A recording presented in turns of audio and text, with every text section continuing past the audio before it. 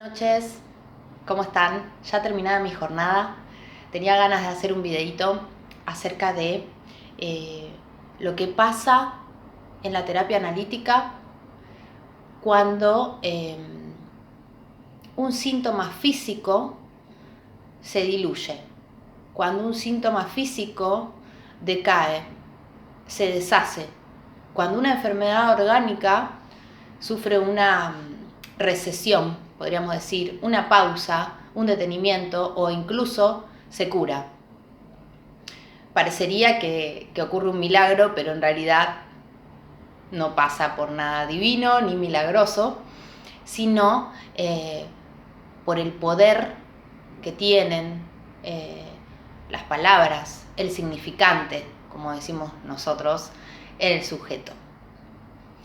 ¿Qué pasa cuando una enfermedad física, orgánica, lleva en sí un texto no dicho, cuando lleva en sí una frase no reconocida por el propio sujeto?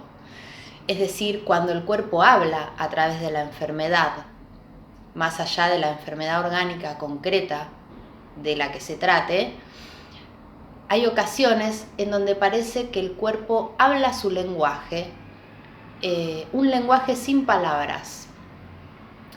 Y hay ocasiones en donde esos síntomas físicos, esos malestares corporales, poseen una carga emocional tan grande y tan fuerte, inclusive como el sujeto las expresa, las formula. Es decir, cuando el sujeto está describiendo sus malestares corporales, su enfermedad, esto es muy jodido, por ejemplo, puede decir esto es muy jodido. ¿De qué manera le duele? ¿De qué manera lo afecta esa enfermedad? En su manera de apalabrar, no quiero dar muchos ejemplos porque su manera de apalabrar sus dolencias, tranquilamente uno podría pensar que el sujeto, sin saberlo, no se está refiriendo a esa dolencia concreta, sino que está hablando de otra cosa, aunque no lo reconozca. Entonces, en la terapia analítica, poder traducir ese dolor corporal, esa molestia corporal, por ejemplo, una molestia tan conocida como la gastritis, ¿no?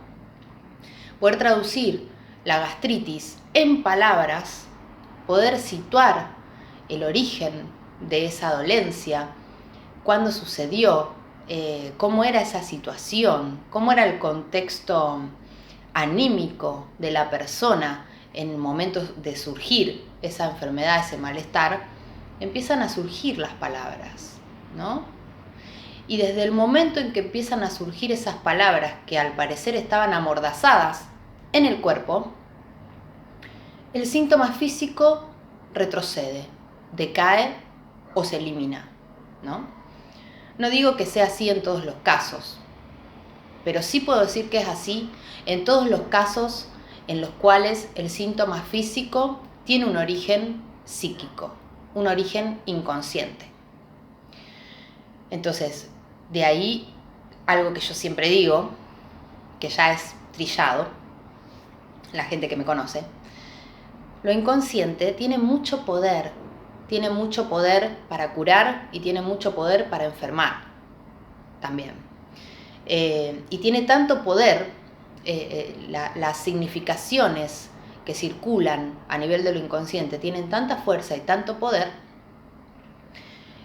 que la verdad que lo que parece más atinado es al menos conocerlas, para que no interfieran, ¿no?, en nuestros proyectos, en nuestros deseos, ¿no? Bueno, y yo pensaba en relación a las enfermedades somáticas, digamos, que más allá del factor estrés, que todo el mundo conoce, ¿no? Esta cuestión, que uno cuando está estresado le bajan las defensas, el sistema inmunitario se debilita, entonces uno está mucho más propenso a enfermar o a contraer, ¿no?, alguna enfermedad.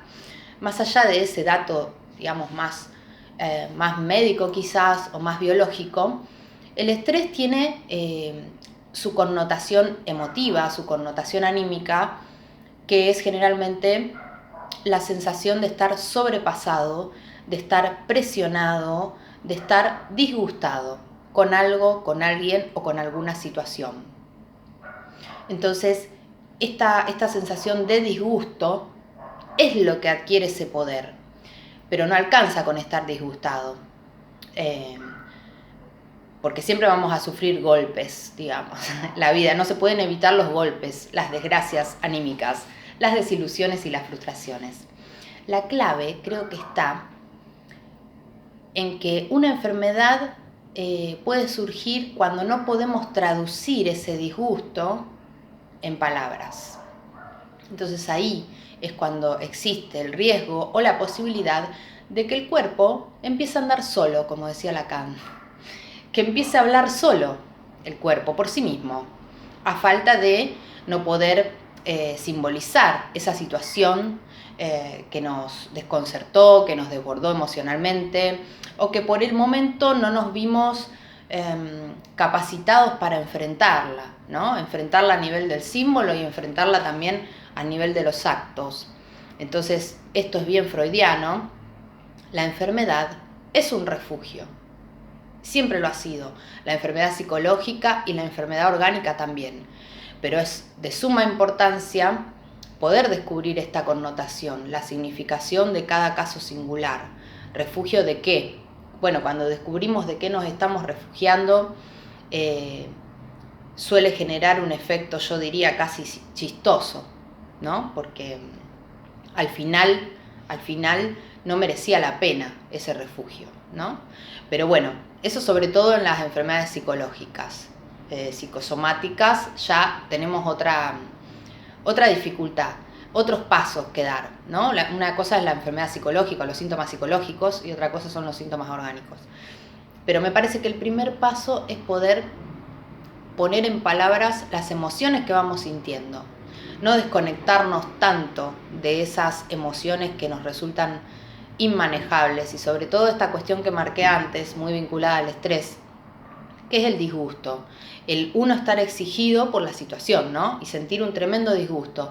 Y quizás por intentar sostener el status quo a toda costa, ¿no? Ese disgusto no llega a tramitarse, uno no llega a digerir, a propósito de las gastritis y todas las patologías estomacales gástricas, a digerir esa situación, a manifestarla, a expresarla, y entonces ese disgusto sigue, solamente que de manera corporal. Entonces, bueno, pensaba que interesante, ¿no? Esta modificación, esta posibilidad, digo, no es una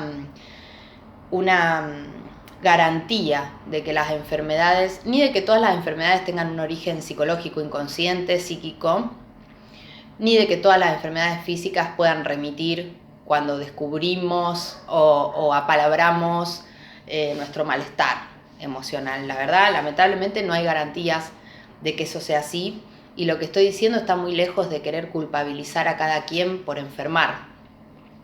Hay factores que no tienen que ver con lo inconsciente, como decía Freud. A veces un cigarro es solo un cigarro, o sea, ¿no? Pero bueno, haciendo esa salvedad y haciendo esa aclaración, en el análisis yo veo muchos casos en donde enfermedades que supuestamente eran crónicas, enfermedades con las cuales el sujeto se había acostumbrado a vivir, a convivir y coexistir con ese malestar y con esa dolencia, he visto cómo desaparecen. Entonces ahí, en el momento en que una enfermedad supuestamente crónica o un mal, digamos, ya acostumbrado, remite, deja de estar, bueno, ahí sí claramente tenemos la seguridad de que esa enfermedad, ese caso, tuvo su origen en lo inconsciente, la fuente estuvo en lo inconsciente. Entonces, bueno, ¿qué más que conocer nuestro inconsciente? No culpabilizarnos, no sentirnos sádicos con nosotros mismos por enfermar, sino conocer el verdadero texto y conectarnos con lo que nos pasa, con lo que sentimos. Y si nos enojamos, poder sentir ese enojo, poder expresarlo de la mejor manera, poder buscar una forma de tramitarlo, de elaborar las situaciones, ¿no? Sin pretender que cumplir a rajatabla con este eslogan, la vida sigue. No, la vida puede ir cambiando a medida de que a uno le van pasando cosas.